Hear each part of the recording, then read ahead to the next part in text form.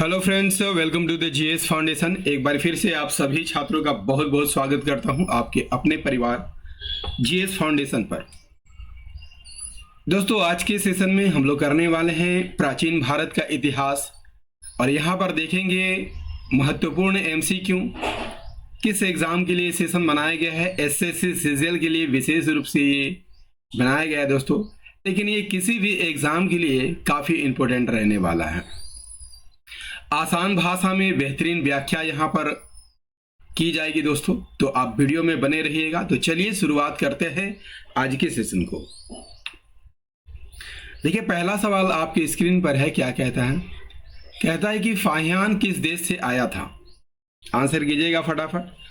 फाहियान किस देश से आया था? इसका राइट आंसर हो जाएगा फाहियान चीनी यात्री था, यानी चीन से आया था। फाहियान एक बौद्ध यात्री था दोस्तों, और भारत की यात्रा जो है 399 ईस्वी में पूरा की थी। 399 ईस्वी में शुरू किया था, और वह मुख्य रूप से किस लिए आया था? बौद्ध धर्म ग्रंथों को पढ़ने के लिए आया था और तीर्थ स्थलों का अध्ययन करने के उद्देश्य से आया था। किसके समय में आया था? तो ये चंद्रगुप्त सेकेंड के टाइम में आया था। उसने भारत के सामाजिक, धार्मिक और प्रशासनिक जीवन के बारे में अपनी यात्रा वृत्तांत लिखी है, और इसकी यात्रा वृत्तांत किस नाम से जानी जाती है? फूकोकी के नाम से जानी जाती है। चलिए अगला सवाल करते हैं। अगला है, अमर सिंह किसके दरबार से संबंधित माने जाते हैं?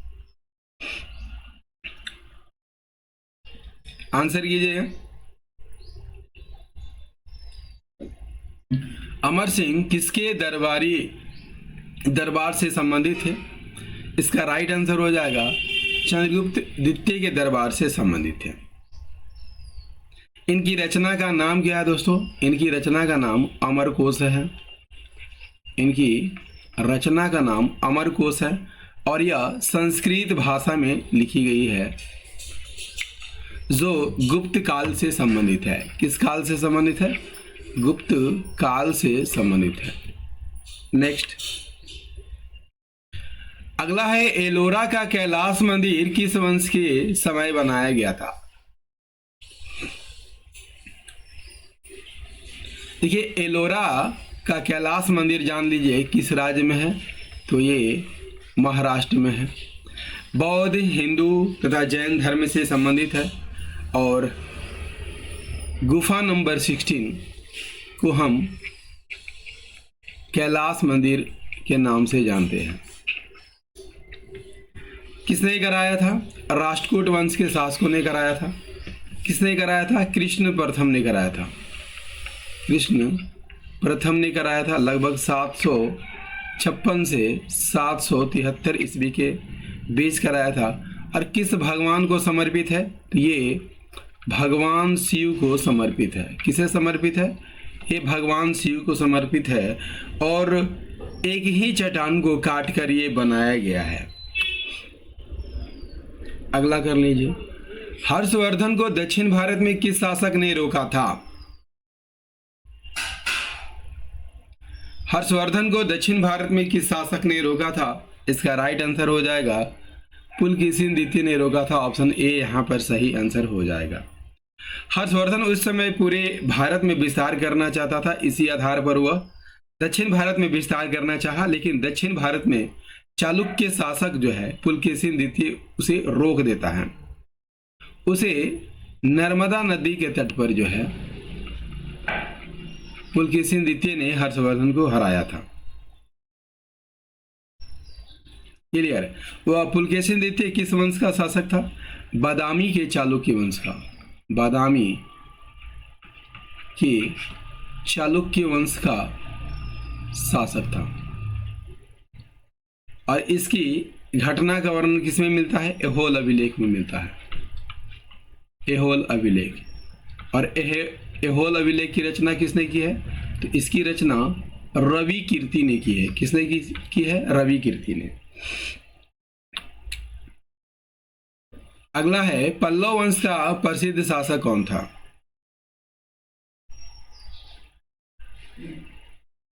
सही आंसर हो जाएगा नरसिंह वर्मन प्रथम। इसे महामल के नाम से जाना जाता था, इसे महामल के नाम से जाना जाता था। और इन्होंने ही महाबलीपुरम में, याद करके रखिएगा, महाबलीपुरम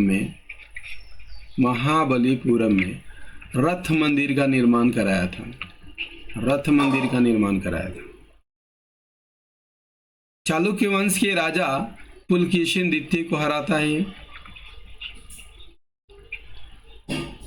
यदि आपसे पूछ लिया जाए कि दत्तिंगदुर्त किस वंश के संस्थापक थे, तो ये राष्ट्रकूट वंश के संस्थापक थे।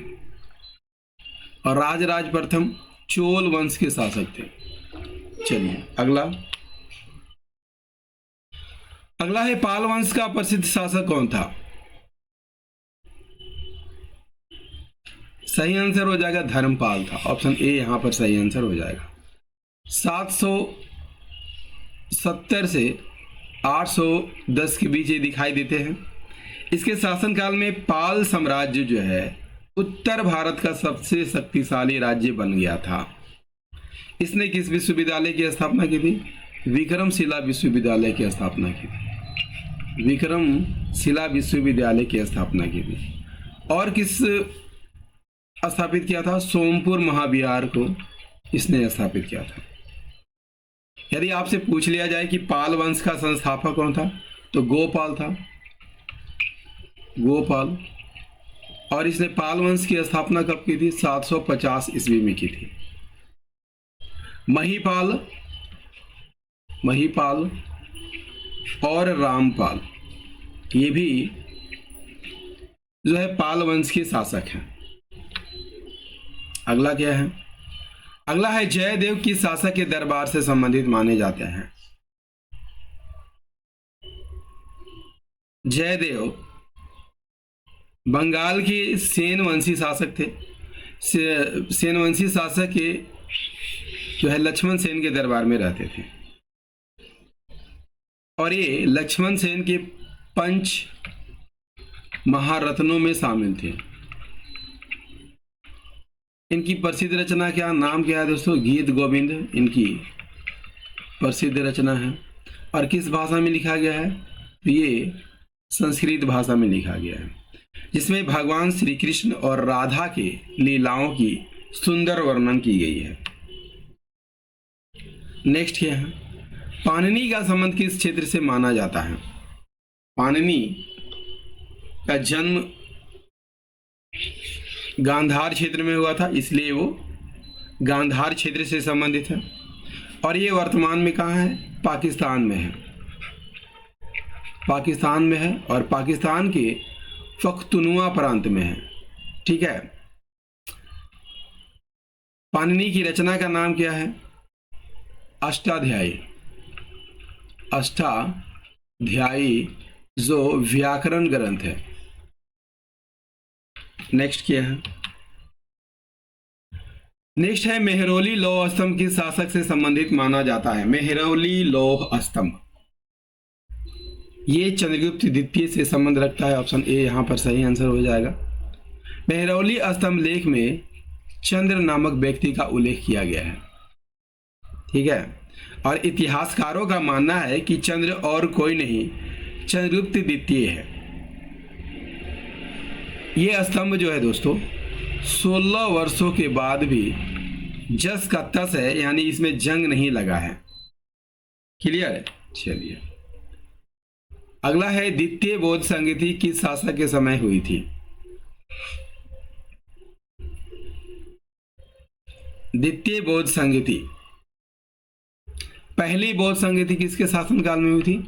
अजातशत्रु के शासनकाल में। दूसरा कालाशोक के शासनकाल में। तीसरा अशोक के शासनकाल में। और चौथा कनिष्क के शासनकाल में हुई थी। तो द्वितीय बौद्ध संगति कालाशोक के शासनकाल में हुई थी। ऑप्शन ए यहां पर सही आंसर हो जाएगा। ठीक है। कहां पर हुई थी? तो वैशाली में हुई थी। अध्यक्ष कौन थे? सर्वकामिनी। इसे सब्बा कामिनी के नाम से भी जाना जाता है। और ये जो है कालाशोक किस वंश से संबंधित है? ये शिशु नाग वंश से संबंधित है, शिशु नाग वंश से संबंधित है। नेक्स्ट। और दोस्तों सेशन कैसा लग रहा है कमेंट करके जरूर बताइएगा। चंद्रगुप्त मौर्य ने किस यूनानी शासक को पराजित किया था? चंद्रगुप्त मौर्य ने किस यूनानी शासक को पराजित किया था? सही आंसर क्या हो जाएगा? सेल्यूकस निकेटर को हराया था। कब हराया था? 305 ईसा पूर्व में हराया था। किस नदी के किनारे? सिंधु नदी के किनारे हराया था। सिंधु नदी के किनारे हराया था। सेल्यूकस कौन था? ये सिकंदर का सेनापति था, सिकंदर का सेनापति था। ठीक है। युद्ध में हारने के बाद सेल्यूकस और चंद्रगुप्त मौर्य ने एक वैवाहिक संबंध स्थापित किया था, वैवाहिक संबंध स्थापित किया था। और सेल्यूकस ने अपनी पुत्री हेलेना का विवाह चंद्रगुप्त मौर्य से कर दिया था। क्लियर है? चलिए अगला है, अशोक के अभिलेखों को पढ़ने में सफलता किस विद्वान को मिली थी?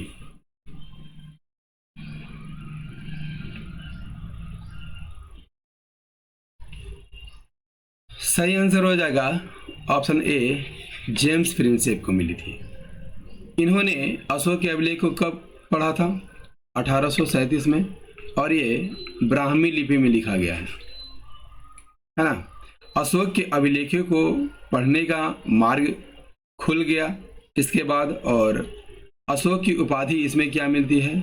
देवाना प्रियम, यानी देवों के प्रिय।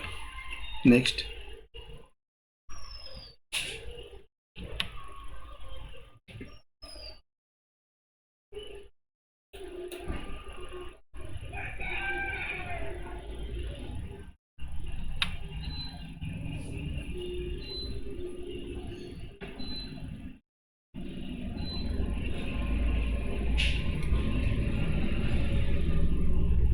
अगला है, अशोक के अभिलेखों में किस पशु का प्रतीक बार बार मिलता है? हाथी, घोड़ा, ऊंट, भैंस।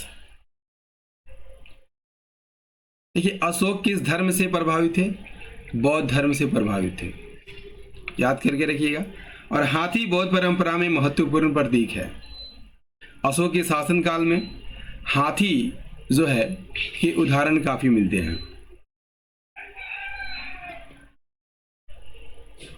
नेक्स्ट क्या है देख लेते हैं।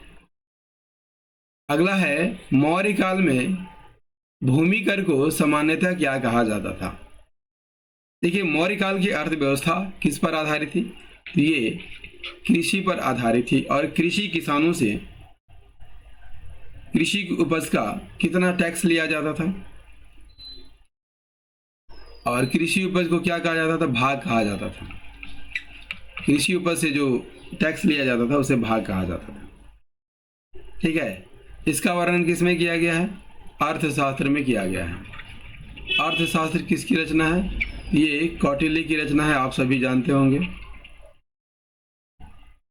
ठीक है। बलि क्या था दोस्तों? बलि एक उपहार कर था, उपहार कर। हिरण्य क्या था? धातु के रूप में टैक्स लिया जाता था। हिरण्य क्या था? ये धातु के रूप में टैक्स लिया जाता था। और शुल्क क्या था? शुल्क वस्तुओं के व्यापार पर टैक्स लिया जाता था। अगला क्या है? अगला है, वैदिक काल में विद्वत क्या है? देखिए विद्वत जो है सामाजिक धार्मिक सभा थी। ऑप्शन ए यहाँ पर सही आंसर हो जाएगा। और इसका स्रोत यानी कहाँ से मिलता है? तो ऋग्वेद से मिलता है। इसमें धार्मिक अनुष्ठान और सामुदायिक कार्य आपको देखने को मिलता है। और ये वैदिक काल की प्राचीनतम जन संस्थाओं में से एक माना जाता है। सभा और समिति, ठीक है, सभा और समिति भी वैदिक काल की संस्था थी। दोस्तों, प्राचीन भारत का ये महत्वपूर्ण सेशन आपको कैसा लगा कमेंट करके ज़रूर बताइएगा। यदि सेशन पसंद आया हो तो लाइक कीजिएगा, अपने दोस्तों के साथ शेयर कीजिएगा, और यदि आप भी इस चैनल पर नए हैं तो चैनल को ज़रूर सब्सक्राइब कर लीजिएगा, बेल आइकन को प्रेस करना मत भूलिएगा। तो मिलते हैं अगले सेशन में मध्यकालीन भारत के प्रश्नों के साथ। तब तक लिए जय हिंद, धन्यवाद।